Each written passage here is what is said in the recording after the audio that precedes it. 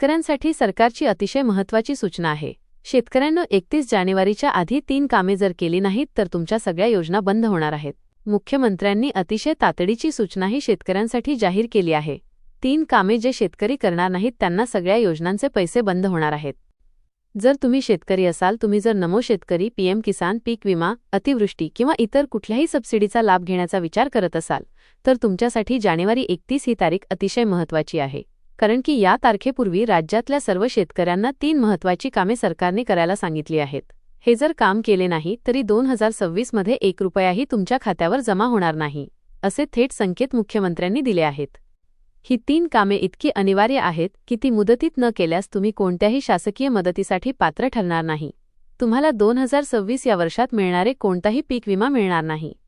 अतिवृष्टीचे सहाय्य देखील दिले जाणार नाही, मग तो रब्बीचा विमा असो की खरीपाचा। ना पीएम किसानचे हप्ते मिळतील, ना नमो शेतकरी योजनेचे लाभ।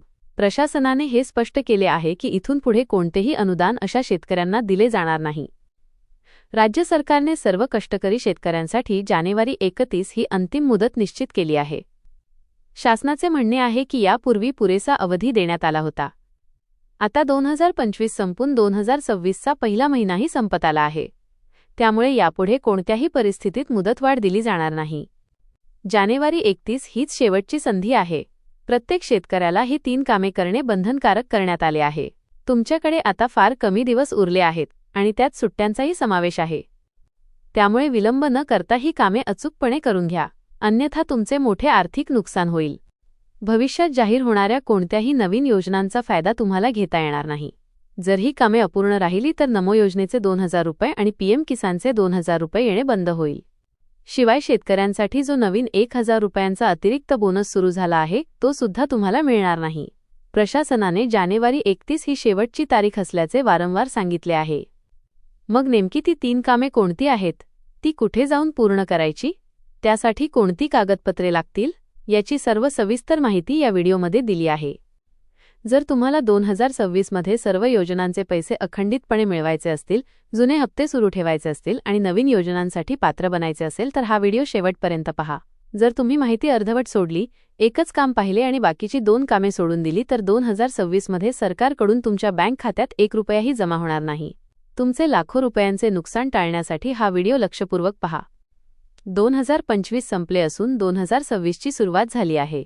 दरवर्षी सरकार नियमावलीत काही बदल करत असते आणि यावर्षी शेतकऱ्यांसाठी 3 महत्त्वाचे बदल लागू झाले आहेत। याच बदलांचा भाग म्हणून ही 3 कामे करणे गरजेचे आहे। आज आपण पाहतोय की जानेवारी 31 ही धोक्याची घंटा आहे। ही कामे केली नाहीत तर केवळ चालू योजनाच नाही तर भविष्यातील लाभांवरही पाणी सोडावे लागेल। सरकारने खरीप आणि रब्बी हंगामाच्या अनुदानाबाबत तसेच अतिवृष्टीच्या केवायसी संदर्भात काही सूचना दिल्या होत्या।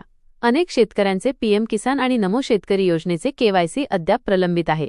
2025 मध्ये डिसेंबर 31 पर्यंतची मुदत दिली होती, परंतु अनेकांनी त्याकडे दुर्लक्ष केले।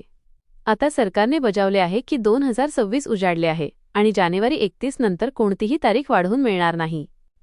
तुम्हाला ठाऊक असेलच की केवायसीच्या प्रक्रिया, रब्बी अतिवृष्टीसाठीच्या नोंदी आणि farmer ID card, farmer ID म्हणजेच फार्मर आयडी मिळवण्याचे काम वारंवार पुढे ढकलले जात होते।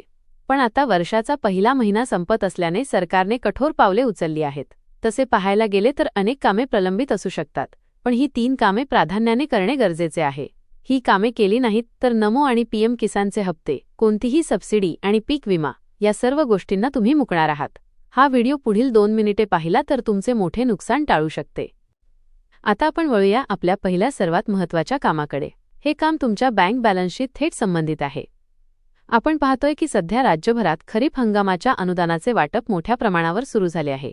अनेक जिल्ह्यांमध्ये शेतकऱ्यांच्या खात्यावर पैसे जमा होण्यास सुरुवात झाली आहे, पण इथेच एक मोठी अडचण समोर येते। आजही हजारो शेतकरी असे आहेत ज्यांच्या शेतीचे अतिवृष्टीमुळे अतोनात नुकसान झाले होते। त्यांनी पंचनामे केले, फॉर्म भरले, तरीही त्यांच्या खात्यात अद्याप 1 रुपयाही जमा झालेला नाही। आता मुख्यमंत्र्यांनी आणि कृषी विभागाने काय स्पष्ट केले ते नीट समजून घ्या। येत्या 10 ते 15 दिवसात पीक विम्याचा मोठा निधी वितरित करण्याचा निर्णय झाला आहे। पण हा निधी कोणाला मिळणार? ज्यांचा पेपरवर्क आणि पोर्टल अपडेट 31 जानेवारीच्या आत पूर्ण असेल त्यांनाच हा लाभ मिळेल। जर तुमची खरीप पीक विम्याची प्रक्रिया काही तांत्रिक कारणामुळे अडकली असेल तर ती दुरुस्त करण्यासाठी हीच शेवटची संधी आहे। दुसरीकडे रब्बी हंगाम 2025च्या पीक विम्याचे अर्ज भरण्याची प्रक्रिया सध्या जोरात सुरू आहे. आपण अनेकदा पाहतो की शेतकरी शेवटच्या तारखेची वाट पाहतात. तुम्ही जेव्हा सीएससी सेंटरवर जाता तेव्हा तिथे सर्व्हर डाऊन असल्याचे सांगितले जाते किंवा तांत्रिक बिघाडामुळे तुमचा अर्ज भरला जात नाही. लक्षात घ्या, ही प्रक्रिया आता अंतिम टप्प्यात आहे. फक्त ₹1 भरून तुम्हाला लाखो रुपयांचे विमा कवच मिळते आहे. जर उद्या आसमानी संकट आले आणि तुमचा विमा उतरविलेला नसेल तर सरकार तुम्हाला मदत करू शकणार नाही. त्यामुळे 31 जानेवारीची वाट न पाहता आजच आपल्या जवळच्या केंद्रावर जाऊन रब्बी विम्याचा हप्ता भरून आपली नोंदणी निश्चित करा. यामुळे तुमच्या खात्यात येणारे विम्याचे पैसे काय, मी या विषयावर आणखी काही माहिती शोधू